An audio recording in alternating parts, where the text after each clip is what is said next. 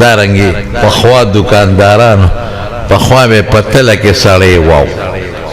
اوس هغې باندې خلک پیږي نو په کاڼو کې دې غوپه کوي یو کیلو یو شان دی بل کیلو د هغې نه کم دی بل کیلو د هغې نه هم کم نو چې کاڼي په بازار کې هلې نوې کاڼي درته به وایي کم دله درکم په ټولو یې ټاپه لګولی کم کاڼې دله درکم دا ماته یو دکاندار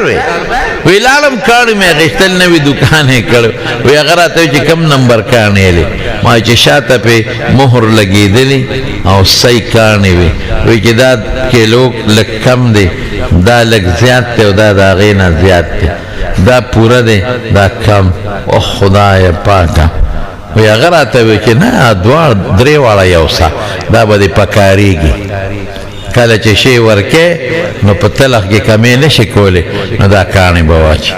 نو کم به وخېږي دا بل به واچی کم به وخېږي نو دا به دې پکارېږي ما ورته وی کم ځای به دې پکارېږي په دنیا کې که په قبر کې او که په آخرت